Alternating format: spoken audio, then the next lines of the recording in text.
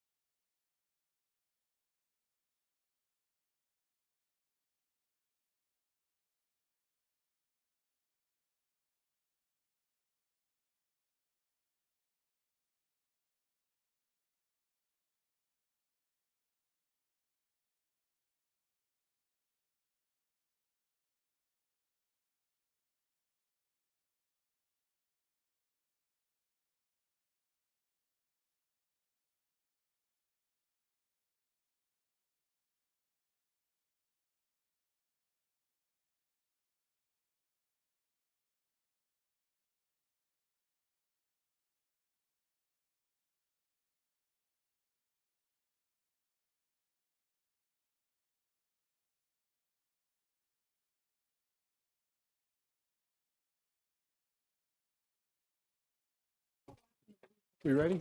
Yes, we're ready. We're ready. Thank you. Appreciate you so much.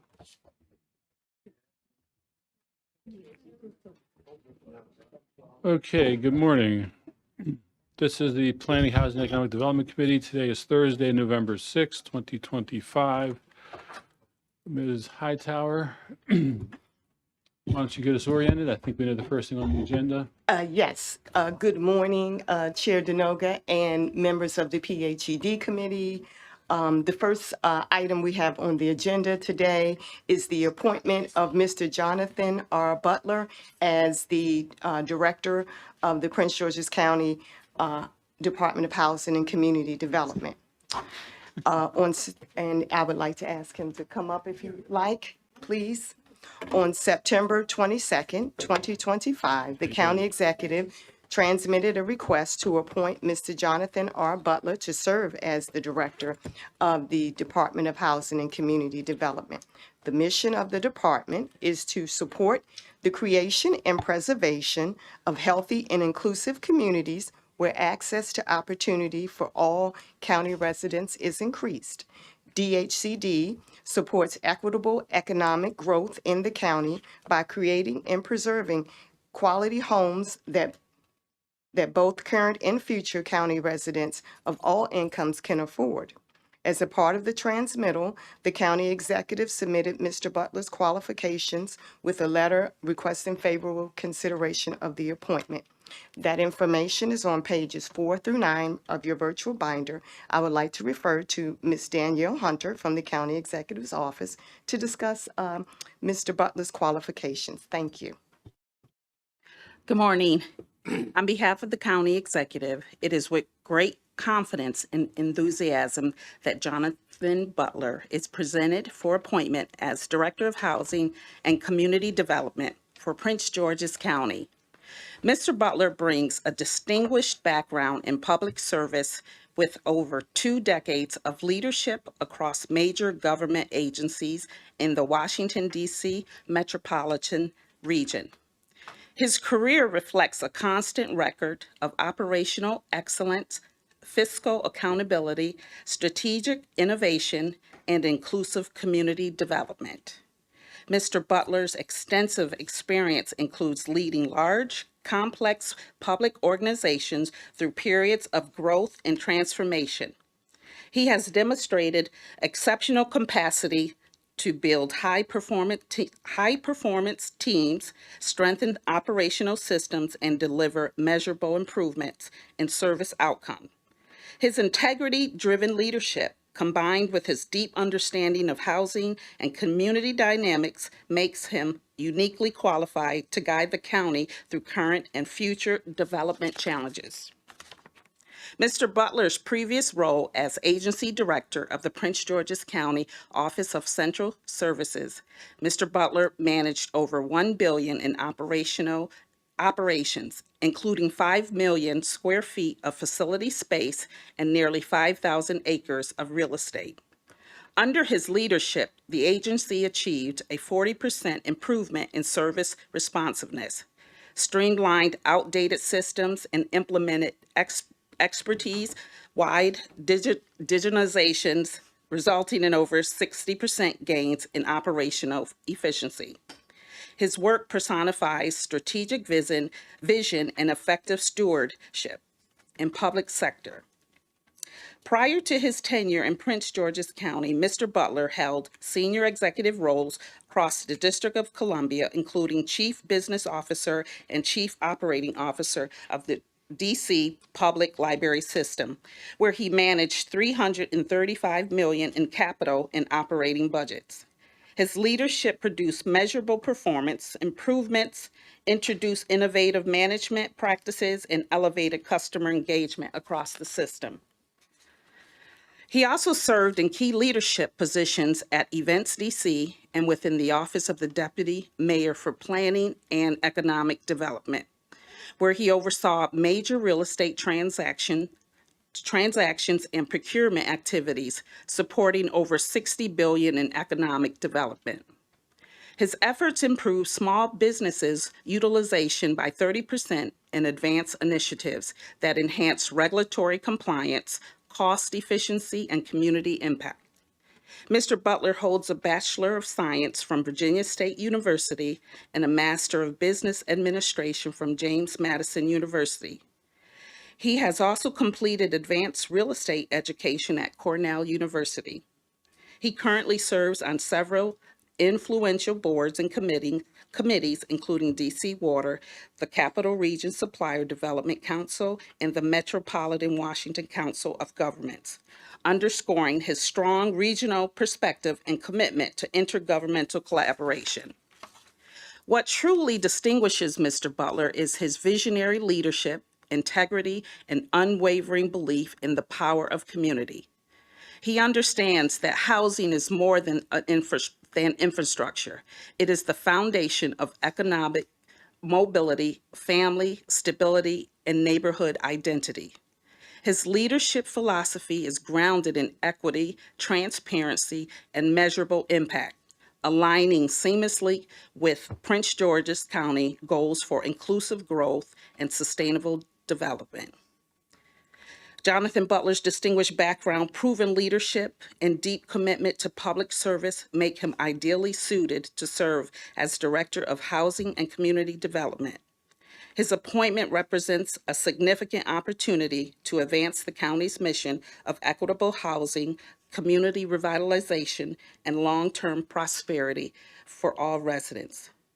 Pursuant to Sections 322, 402, and 504 of the Charter of Prince George's County, on behalf of the County Executive, I ask for consideration to the appointment of Jonathan Butler to Director of Housing and Community Development. Thank you. Thank you. Welcome, Mr. Butler. I think we've seen you before. Thank you. How you doing? Appreciate it. I'm doing well. How are you? Doing great. Fantastic. I guess you want to add a little bit of Sure, perspective to what we just heard. If you give me the opportunity. Absolutely. Good morning, Committee Chair Denoga, Council Members Olson, Adams Stafford, Council Member Blagay. Thank you for the opportunity to appear before you today.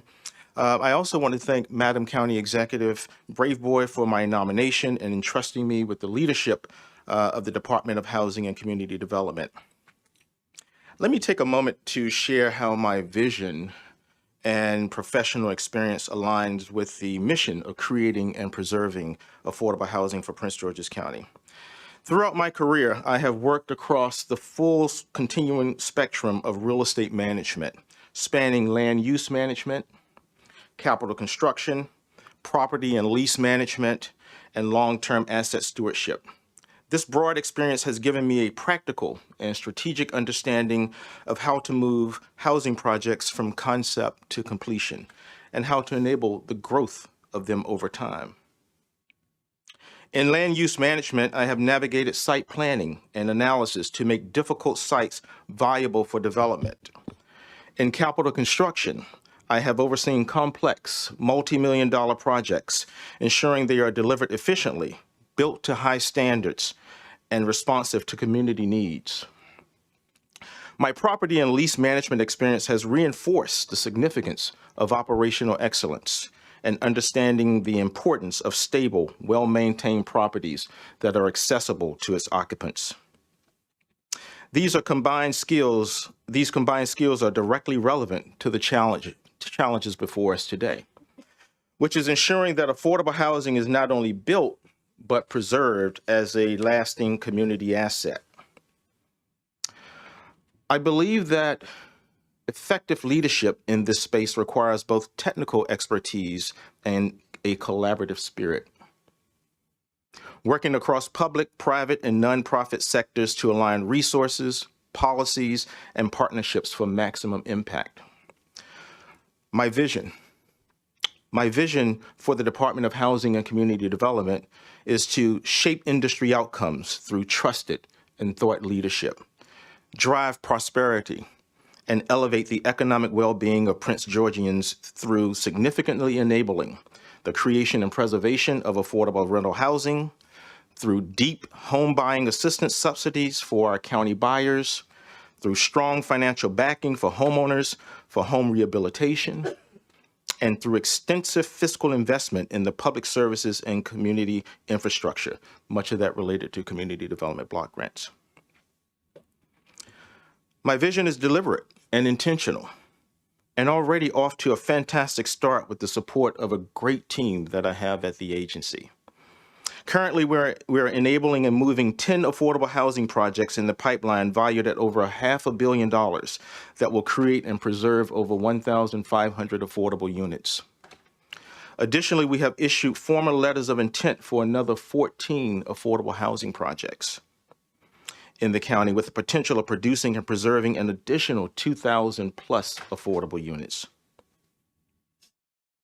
Within the next 30 days, we will be increasing our home buying assistance to eligible first-time home buyers by 100%. And this is a down payment and closing cost assistance, increasing that from $25,000 to up to $15,000 per eligible buyer. And we're supporting 2 new homeowners or home buying assistance programs that are currently making their way through the legislative process. These programs will target specific county workers and geographical locations. In closing, my leadership and vision is centered around 5 pillars. 1, how do we, Prince George's County and its Department of Housing and Community Development, become a national benchmark for other housing and community development departments across the nation? 2, how do we become genuine industry thought leaders and shape the regional fabric on creating and preserving affordable housing, on community revitalization, and on elevating and sustaining the economic well-being of our residents? 3, how do we adopt a mindset and create a culture across the agency where we are always curious, always innovative, and always implementing best practices? 4, how do we explore and tinker with AI to create a high level of operational efficiency within the agency? And 5, how do we become a national award-winning organization in the affordable housing space and sustain it year after year? These are just some of what I call the tall poles in the tent that, in addition to our day-to-day mission-driven work, will help guide us and continuously move the agency needle from good to great. If confirmed, I will bring a results-focused, performance-centered approach to advancing our housing goals, while expanding access, improving quality, and ensuring every dollar invested produces meaningful and measurable housing and community revitalization outcomes for Prince George's County residents. Thank you for your consideration and the opportunity to share my enthusiasm for leading the Department of Housing and Community Development. Thank you. Appreciate it. Thank you, Mr. Butler. Questions? Mr. Olson? Mr. Butler, thank you so much for being here today, and thank you for stepping up into the role. Just a couple of things. I wanted to. I hope you're aware of the effort that we're working on. We have a task force going on to look at a community housing trust, and that's been something we actually started when I was in College Park, between the city and the university, at the College Park City University Partnership, which is a community development corporation. We started a housing trust, and that's gotten off the ground in the last few years. And it's a good model to help people get into the housing market who otherwise wouldn't. It's also a way to help preserve housing as housing costs rise. Correct. And then it preserves affordability for the long term, because the trust owns the land. People home buyers own the houses, but then they share that equity when the sale happens. But then it preserves affordability, in perpetuity for new buyers as people graduate into buying, houses in the market. Would love to hear, not necessarily your perspective on it, because we don't have the task force report, but if you have any knowledge of these, they're all over the country, but that's something that we, have put a lot of thought into, and hopefully we're going to come out with a report in the spring, and would love to have your support on? Oh, definitely. I like the idea of it. I haven't heard a whole lot about it, but what I'm hearing today is what I like, and very supportive of it, and see how we can model it across, the rest of Prince George's County. So Yeah. very yeah. supportive. Very good. Yeah. Very good. Yeah, it's a good model that really helps our neighborhoods, helps our home buyers, helps people get into the market.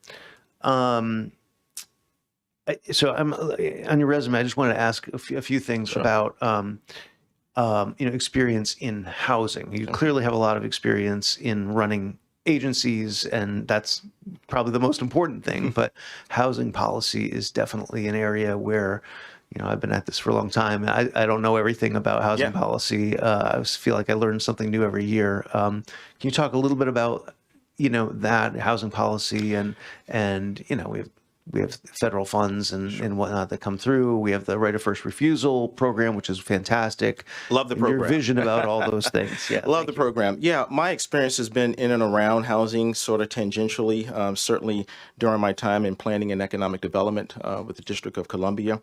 There were a number of housing and community initiatives coming out of that particular agency. But, when I look at the relationship, the connective tissue between housing and between commercial structures, between other structures in building and financing and sustaining and maintaining, there's a lot of connective tissues there. But yes, there are different policies surrounding housing, and I have certainly come up to speed on a lot of them. One of you mentioned, which is a right of first refusal, which is a program that I definitely love and definitely has actually helped us to preserve nearly 3,000 units over the last couple of years. One thing about housing in terms of how it differs from other projects and capital projects is really the financing component of it. As you know, developers have to really kind of cobble together 10 or 12 sometimes different funding sources to make it pencil out.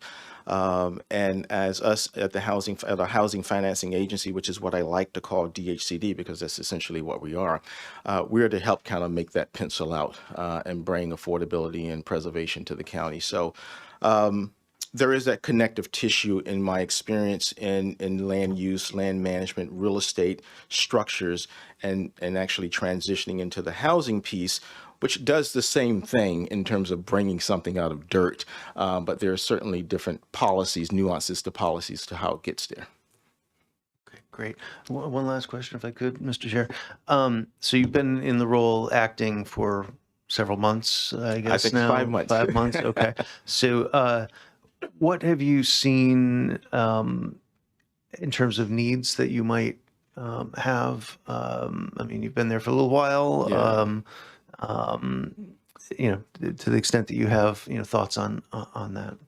Well, hey, it's a great agency. It's a great staff. It's a small staff, but mighty staff. We do a lot with the numbers that we have. I think one of the things that that was a little glaring is the need for digitization in terms of some of our processes, in terms of some of our databases and systems that we have. I'm not sure if it's systems, if it's more of a series of spreadsheets that we use to maintain some very important programs. And that's actually one of the goals that I've set forth for my managers to begin to benchmark best of breed software out there to help us digitize our processes.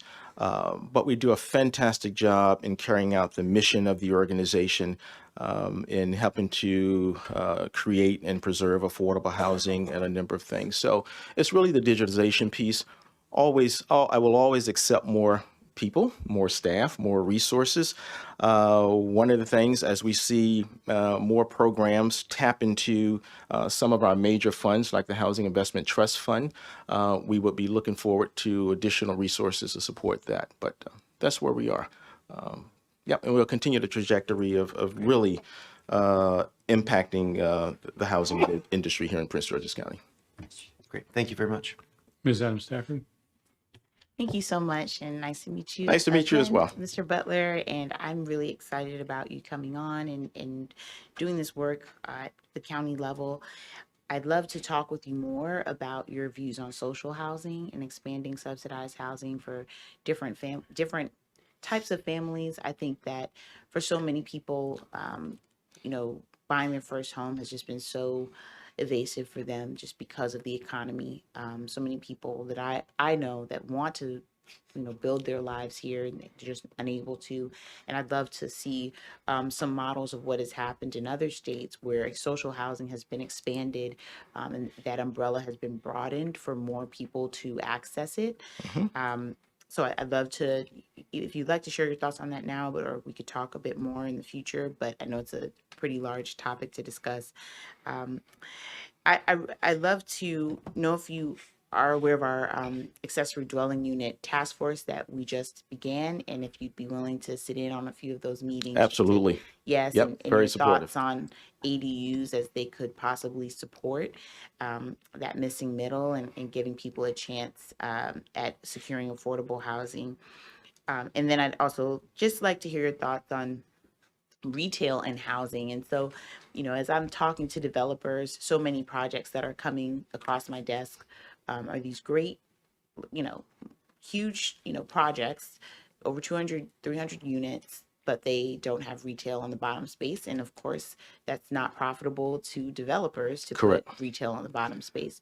But for our community members, that's what they desire. They want more retail options, higher quality retail options. They don't want to kind of live in these isolated silos that are far away from really anything. And so I think it kind of,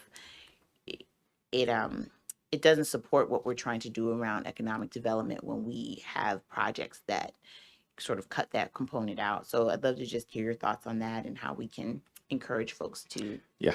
build that way. So I agree with you, Councilmember.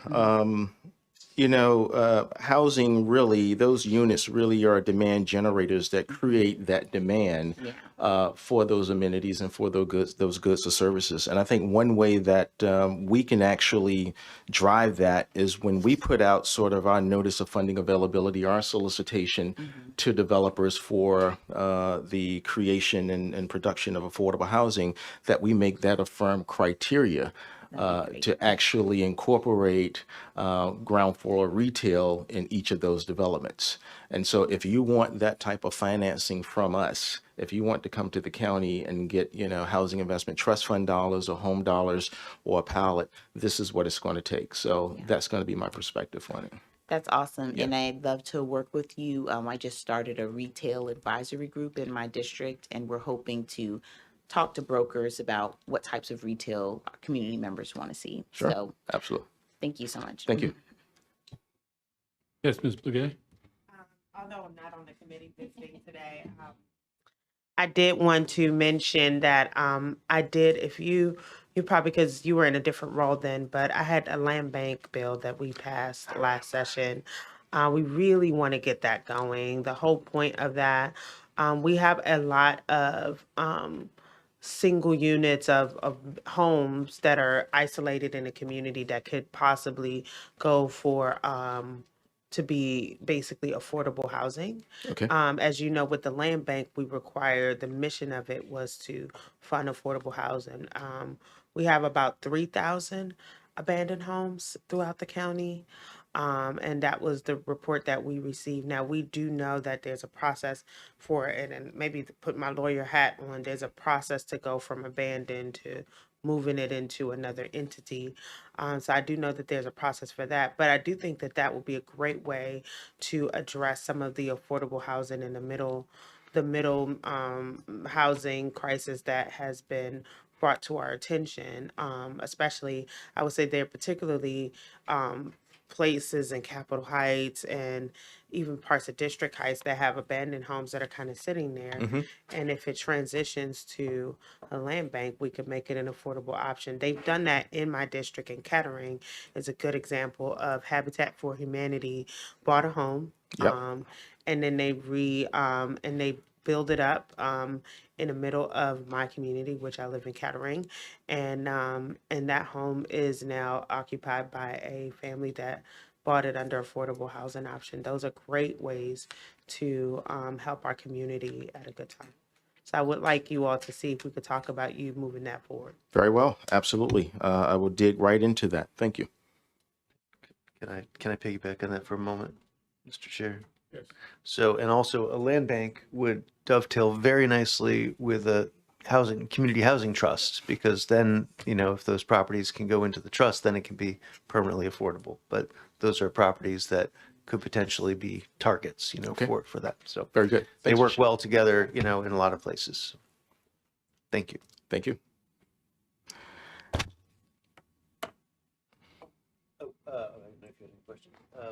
Move favorable, Mr. Chair. Second. Okay, we have a motion for favorable recommendation and a second. Any discussion? Seeing none, Madam Clerk, please call the roll. Chair Denoga, Aye. Councilmember Adam Stafford, Aye. Councilmember Olson. Aye. Motion carries 3-0. Very good. Congratulations. Thank you. Thank you so much. Really appreciate it. Thank you.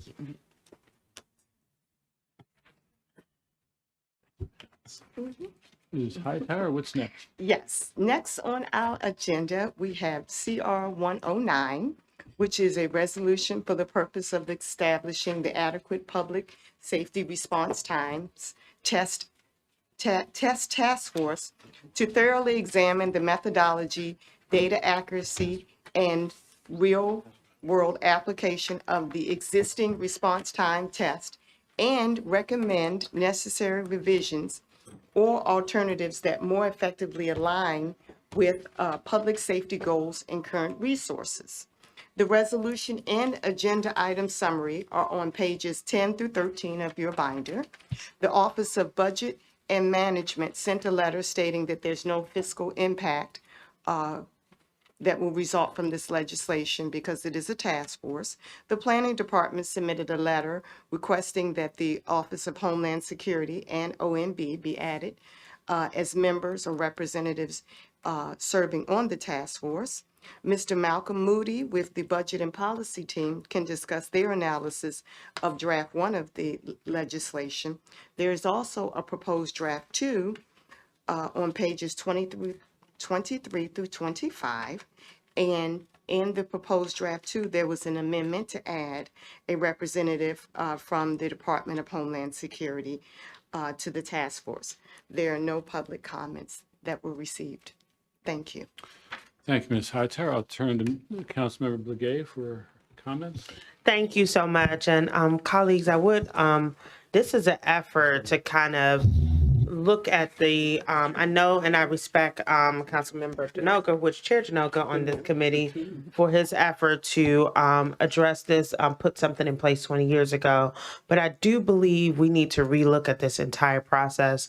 I believe it has created a very artificial process of sort of saying that they're these response times, putting them out there, which they're not necessarily being used the way that it was intended. I think it's time for us to relook at this entire process, see what makes sense. We also had a lot of community members that are sort of even misled about how this is impacting us and our police force and things like that. So I think it's time for us to relook at the whole process. If we have a process, we have we are using a process that really isn't really making the difference that it was intended to at this point. And I think since things have changed, I think we need to relook at the process. We need to put our stakeholders to the table and put together a process that works, because I don't want our residents to be misled or using this for any political ploy. We want it to make sure it makes sense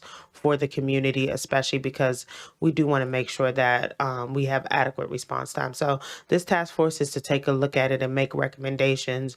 I was in agreement with I think I have a draft 2. The draft 2 adds the Office of Director of Homeland Security, which I think if that is a stakeholder that we should add. So I'm in agreement with that, but I do ask for your support on this task force. Okay, any questions from council members? I'll turn to Ms. Owens, County Exec's position. Thank you, Chair Denoga.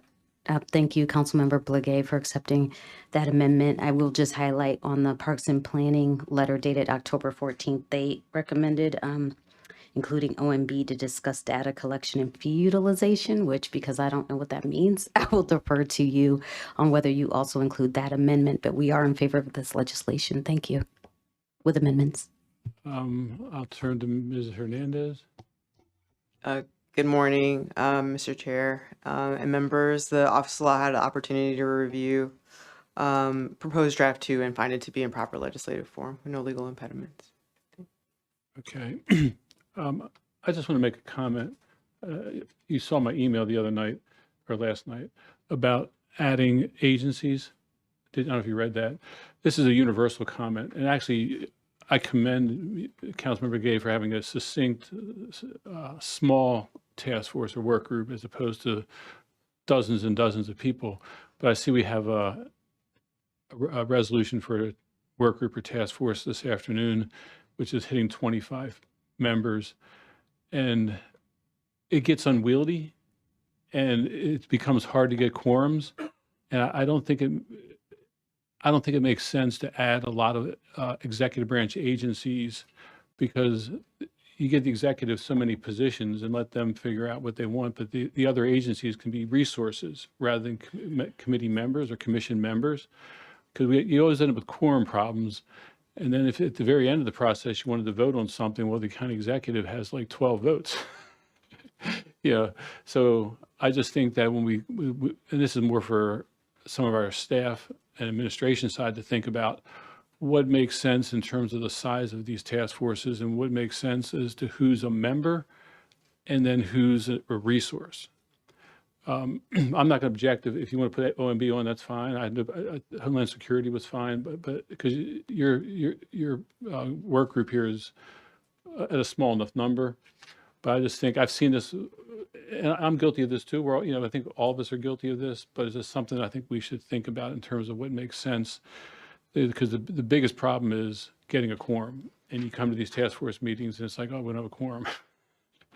Anyway, that's my comment, and with that, I'll turn it to, you can respond, and then we need a motion.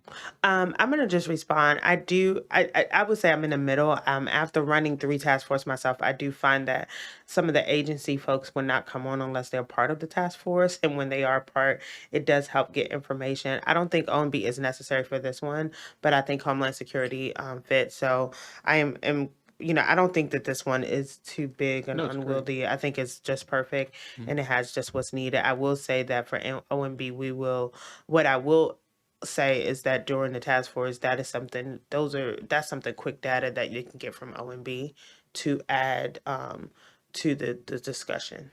But I do think we really need to make sure the public safety is the most important thing to be at the table. So. With that, can we get a motion for favorable recommendation on draft 2? I think that's what we're looking for. So move. Second. Okay, we have a motion and a second for favorable recommendation on draft 2. Any discussion? Seeing none, Madam Clerk, please call the roll. Chair Denoga, Aye. Councilmember Adam Stafford, Aye. Councilmember Olson. Aye. Motion carries 3-0. Okay, thank you. Thank you, Councilwoman Blagay. We'll turn to Ms. Hightower. Okay, we have CR 110, 2025. Next on the agenda, it's a resolution for the purpose of expressing support for motion pictures, visual arts, commercial productions, and all other creative industries to invest in Prince George's County. The resolution and agenda item summary are on pages 28 through 32 of your binder. The Planning Department submitted a memorandum in support of the legislation. There is a proposed draft 2 of the legislation, and Mr. Gonzalez, the legislative attorney, can address those amendments. The Office of Budget and Management sent a letter stating that there's no fiscal impact as a result of the resolution. Ms. Miller Y with the Budget and Policy team can discuss their analysis of draft 1 of the resolution. Lastly, the Prince George's County Arts and Humanities Commission submitted a letter on page 42 requesting that additional considerations be added to the resolution. Thank you, Chair. That concludes. Thank you. We'll turn to Ms. Adam Stafford as a sponsor. Yes, thank you so much. I'm very excited to bring this bill forward.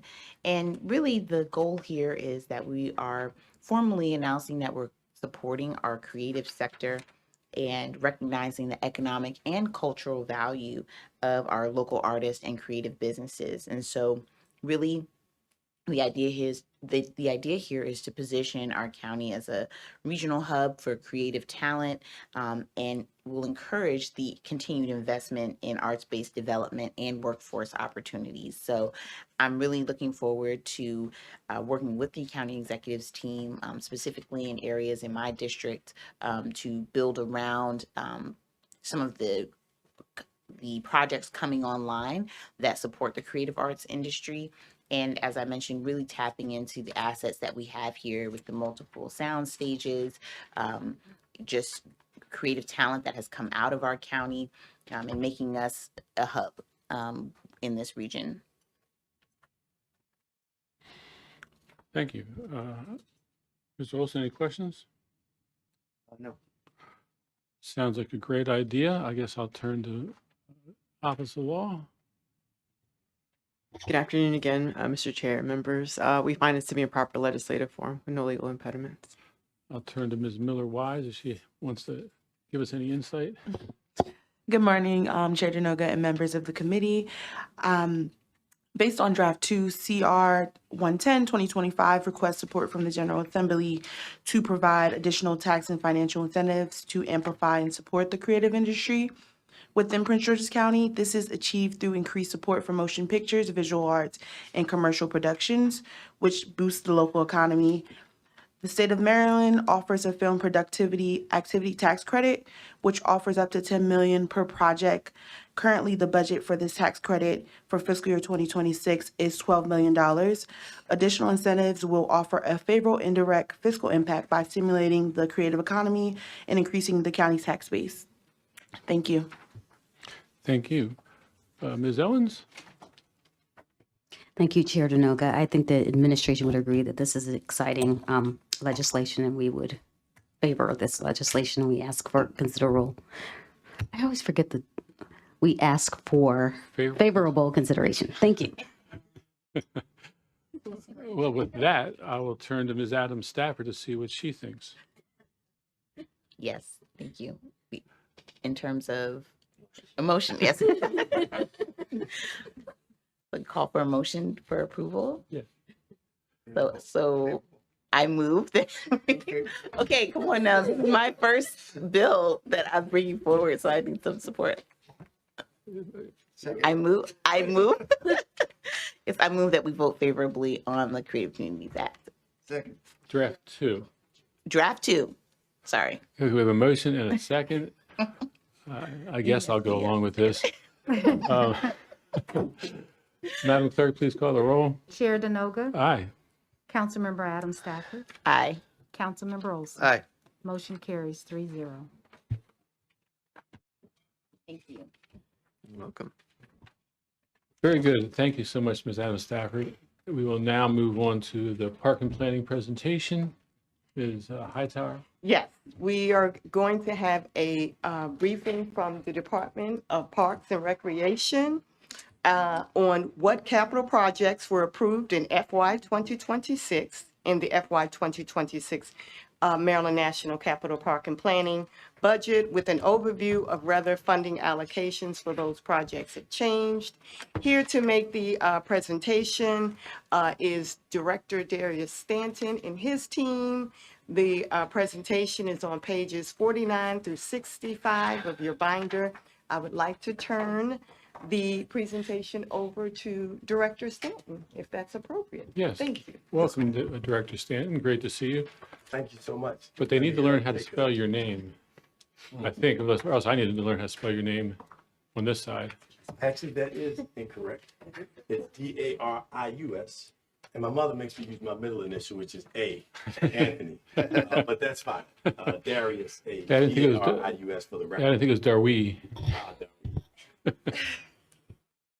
That would sound French, but Yeah. only sounds not. Welcome. Thank you so much. It's an honor to be before you, Councilmember Denoga, Councilmember Olson, and Councilmember Adam Stafford. Good to see you all. Thank you all for having us. It is an honor and a pleasure to be served in probably maybe 106 days as the Director of Maryland National Park and Planning Commission, Department of Parks and Recreation, Prince George's County. I've learned to say that thanks to my able colleagues, whom I'm with me today to present an update on our capital improvement budget, which you all requested. And joining me today is Ms. Claire Worstill, and she is our budget manager in that department, and the chief of that department is Ms. Bridget Stensey. So I'm going to turn it over to her, and thank you so much. All right. I don't see the slides on the screen yet, but you all have the slides. Oh, there we go. Perfect. Okay. So good morning, Chair Dernoga, members of the Committee on Planning, Housing, and Economic Development. For the record, my name is Claire Worstill, and I'm the Capital Budget Manager for the Department of Parks and Recreation in Prince George's County. There we go. The department is among the largest departments of Parks and Recreation in the country. For context, New York City has 30,000 acres of parkland, and so do we. We have over 370 developed parks and hundreds of facilities. We were established in 1927 and are almost 100 years old. While the majority of our facilities were developed well after 1927, a third of our buildings are over 50 years old. The oldest one, Prince George's Plaza, was built in 1968.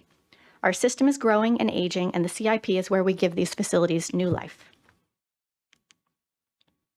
We strive to address the following 4 priorities in the CIP: be good stewards of our existing assets, fully fund the implementation of current projects, grow and change our inventory to meet the needs of current and future residents, and equitably distribute those resources and facilities.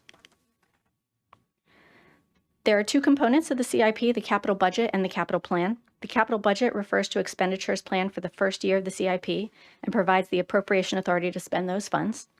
The capital plan is the proposed projects and related expenditures for the remaining 5 years. The actual funding for those projects will not be allocated until the budget year and are subject to change.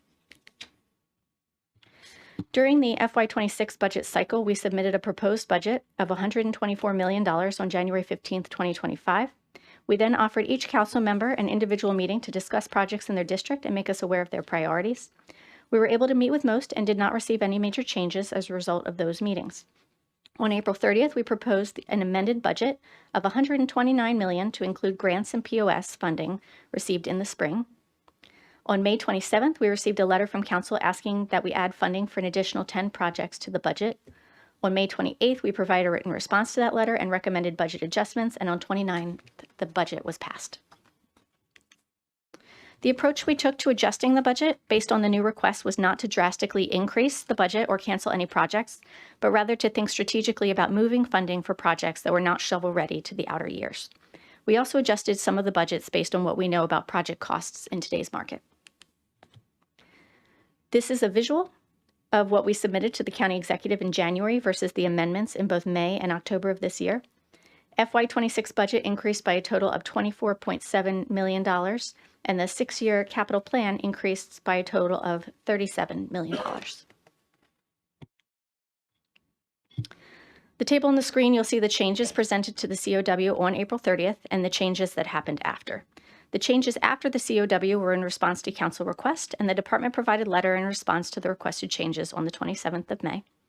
Funding from Costco Regional Park, Dinosaur Park, and Public Playhouse were moved into the outer years as those projects were not shovel-ready, and we did not have full scope to determine the total necessary funding. All 3 have adequate funding for the current stage of the process they are in, which is planning or design. Diving into Dinosaur Park specifically as an example, here's the funding timeline for Dinosaur Park. A $50,000 grant was received from the state in FY23. In FY24, $12.5 million was added to the outer years. In 25, we added $1 million to the funding year for planning work and kept 12 in the outer years. When the project was originally proposed, it was a museum concept, but the site and the program had not yet been fully determined. Since that time, the scope and the scale of the project have been further defined, and the anticipated budget has been adjusted accordingly. In FY26, we added $2 million to the funding year and kept $4 million in the outer years. That brought our total funding to $3.2 million currently, and after the FY27 budget is passed, we should have $7.2 million total in that account.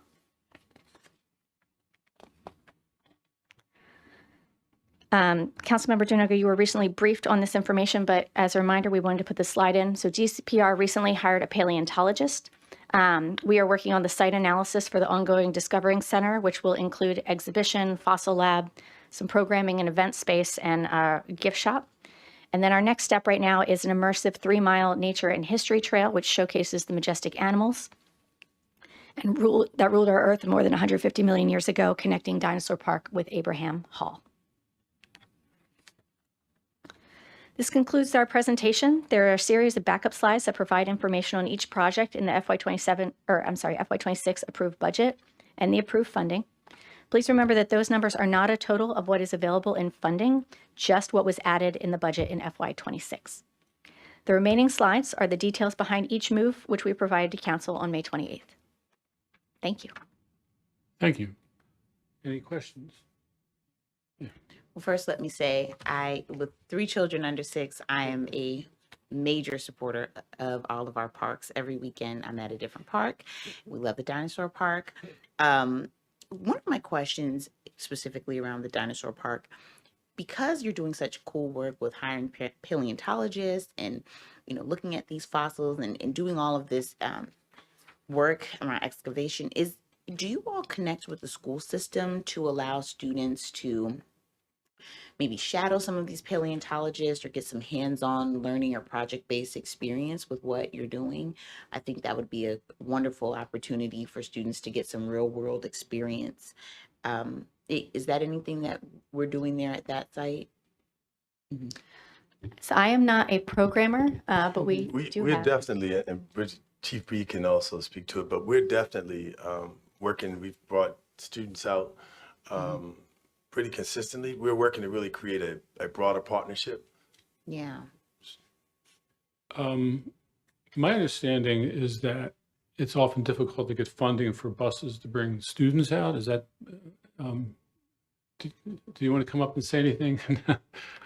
Well, all I have to say is I'd like for perhaps if you all could come to one of our EWD meetings, we could help to foster that collaboration and figure out, we have this amazing resource here. I mean, I feel like so many people don't even know if you're in different areas of the county about this wonderful resource we have here. It should be a major tourist attraction.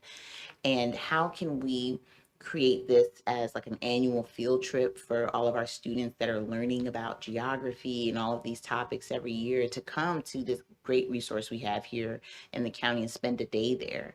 And so I'd love to help we may not have the answer today, but I'd just love to help foster that connection. Let me just give you a quick prelude in terms of what we're working to do. Yeah. Thank you for your question. Sure. We're working to create a stronger partnership. We do a lot with the school system currently. Yeah. But one of the things that we are now embarking upon is we're developing a human service master plan. Much like capital plans deal with buildings and infrastructure, roads and things of that nature, we're focused on families, human capacity. And so in doing that, we are looking to create relationships and strengthen relationships that are already existing to make sure, as an example, that the school system would use us as a marquee field trip. It saves you money because it's in the county. Okay. In some cases, it's right inside the district. So even if we started with students and the district in that particular, where it's, a hop, skip, and a jump, if you will. There's literally a school right behind it. It just makes There's rock climbing on the other side of it. I mean, it should give me a full day. It's such a great base. And the other part about it is it's a pipeline for science, technology, engineering, arts, and math. So we're working to do that, and we'd love to come and be a part. And let me just say, EWD meeting. I'm sorry, excuse me. Even if we can't get the kids to come there initially, perhaps if some of the paleontologists can push in to some of the STEM programs, like for example, we're having a big STEM night on the 7th at the Howard Science. This is in your district, the Howard Science Center. My brain, literally, I can't remember the full name of it, but there is a major science family STEM night. So you're talking about engaging families. Perhaps if some of the paleontologists from some of these parks could come and present there, that could be an entry place for families to realize this resource we have here in the county. Yeah, it definitely is something that we're working to do, and already working to get some of our folks that are currently going into schools and summer camps and things of that nature. So being able to tie our summer camps as well as during the school year to utilize, the park is ideal. So we're definitely working towards doing that. Yeah, I just want to say, I've been working on this project for over 20 years, literally. You know. We got the dinosaur park back in, well, we pushed it in 2005 and 6 as part of the development of the Brickyard. But I was working on it before that, and Park and Planning came up with a great idea of taking everything from this development and putting it in a pile. And then that's what's there that you can see now. Right. And there's a little building, but I've been trying to get a dinosaur science center. And that's what we're working, that's what this is really geared to. Now, we did have a little debate a couple years ago about just a little mobile unit to go around the schools as opposed to having the park. But this became a funding issue. Do you want to focus on mobile, or do you want to focus on the science center? Right. And I've argued for the science center. I think we get a lot of students from out of the county that come there because it's also very near the Anne Arundel, Montgomery, and Howard County lines. My understanding is that the school system or the county funds some tens of thousands of dollars for field trips for our students to go to Baltimore to the Maryland Science Center. I know, yeah. But I think my understanding is it's difficult to get them to fund to come to this site. But my goal, which someone else is going to have to implement, is to have a science center here that becomes a whole, some rite of passage almost, that we bring as many Annually. school students, because there'll be stuff inside, there'll be paleontologists there, other staff, and you can also, I guess you've done this, the dig, you've done My kid, yes, yes. Did you find anything? No. Okay. but we were out there and And they they were- found a million-year-old fossil the day we were there. But they found a new dinosaur, right? A new species or something. I mean, it's amazing what they find at that site. This is, so awesome. like you said, this is something that should be on the tourist map for Prince George's County. Absolutely. And it's 3 minutes from Conterra, and we developed the Conterra Town Center, Yeah. which in its intent, it's supposed to be like, in my view, National Harbor North without the water. Yeah. In terms of what's supposed to be there. And this is literally 3 minutes away. No, I think that this also just goes to a broader discussion that my colleague Eric Olson and I have been having just about investing in the place-based learning and investing in different museums throughout the county to make it an entire discovery experience coming here. And I think that this could certainly be a part of it. So I think that we can help to be that glue to connect you Please. with others We in the love school it. system. Yeah, I just want to point out one thing, because this is a great addition from Park and Planning. Have you been to Abraham Hall? Ever heard of Abraham Hall? No, I don't think I have.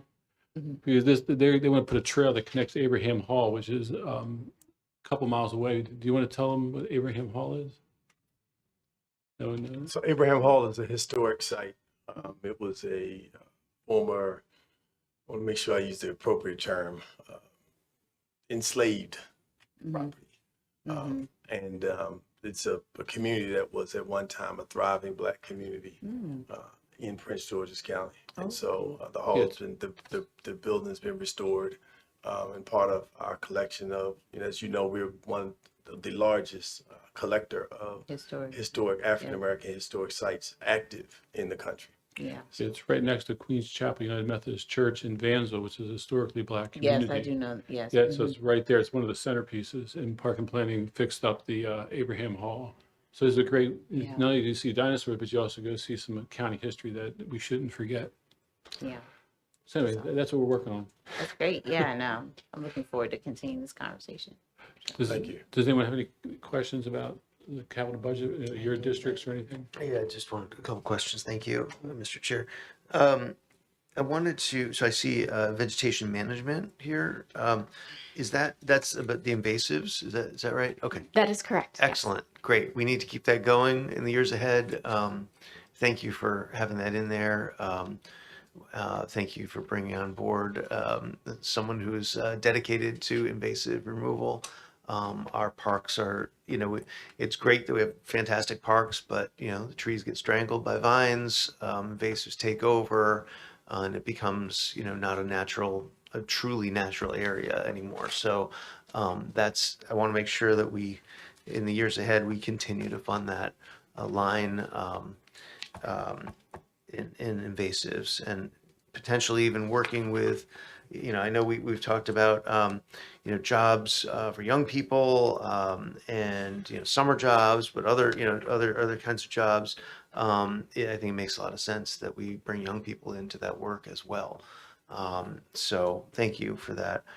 And I just wanted to double check, the Hyattsville multi-generational center still on track and Still on track. perfect. Yes. That's all I need to know. Thank you very much.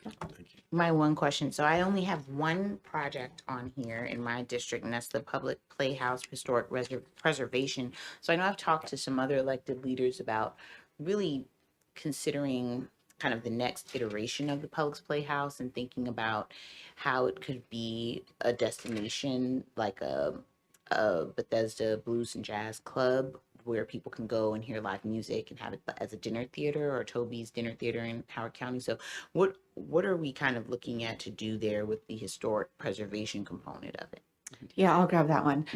We're really excited about modernizing and expanding the facility. So we Yes. might want to have a separate conversation with you. We Yes, have that'd be great. a project manager assigned, and we've recently briefed our new leadership. So the idea is not only to renovate and modernize the inside of the existing playhouse, but also add on a little bit so we can have some more program support spaces, allow things like summer camps, give more supporting spaces to the theater space, and investigating if things like a smaller black box theater could also be a viable option there. So it's a pretty tight site.